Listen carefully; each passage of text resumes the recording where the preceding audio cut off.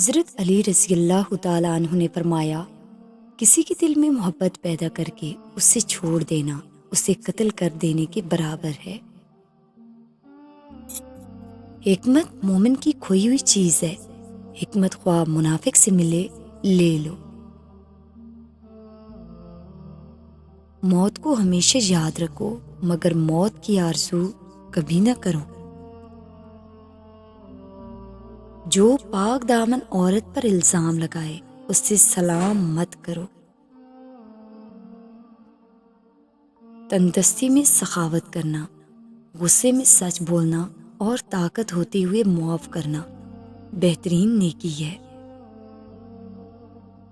ایک ساتھ کی ذلت تمام عمر کی عزت کو برباد کر دیتی ہے۔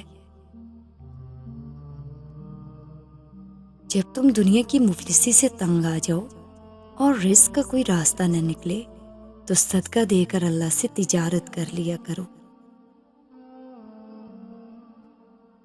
خدا کے نزدیک کسی انسان کی عزت جتنی زیادہ ہوتی ہے اس کا امتحان بھی اسی قدر سخت ہوتا ہے۔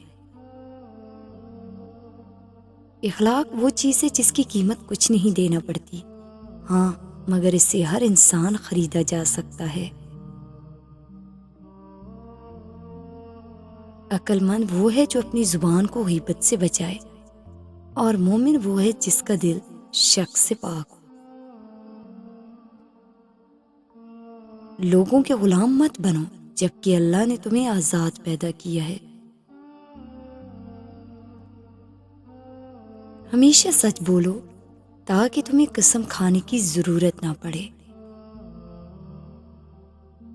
ہمیشہ اپنی چھوٹی چھوٹی غلطیوں سے بچنے کی کوشش کرو، کیونکہ انسان پہاڑوں سے نہیں پتھروں سے ٹھوکر کھاتا ہے۔ دل میں برائی رکھنے سے بہتر ہے ناراضگی ظاہر کر دو۔ نیک بننے کے لیے ایسی کوشش کرو جیسے حسین بننے کے لیے کوشش کرتے ہو۔ جس نے اپنی پریشانیوں کو لوگوں پر ظاہر کیا تو گویا کہ وہ اپنی ذلت پر راضی ہو گیا۔ جب کسی کو کسی سے رشتہ ختم کرنا ہو تو سب سے پہلے وہ اپنی زبان کی مٹھاس ختم کرتا ہے۔ غربت انسان کو اپنے ہی شہر میں اجنبی بنا دیتی ہے۔ سب سے زیادہ قابل نفرت وہ شخص ہے جو لوگوں میں عیب تلاش کرتا ہے۔ ہر شخص اپنے جیسے ہی کی طرف مائل ہوتا ہے۔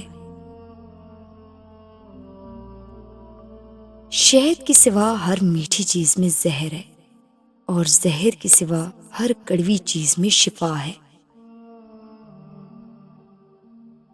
تین چیزیں ایمان کو تباہ کر دیتی ہیں: امیروں کی محفل، عورتوں کی صحبت، جاہلوں سے بحث۔ تین رشتے بے نقاب ہو جاتے ہیں: بڑھاپے میں اولاد، مصیبت میں دوست اور غربت میں بیوی۔ معاف کرنا سب سے زیادہ اسے زیب دیتا ہے جو سزا دینے پر قادر ہو۔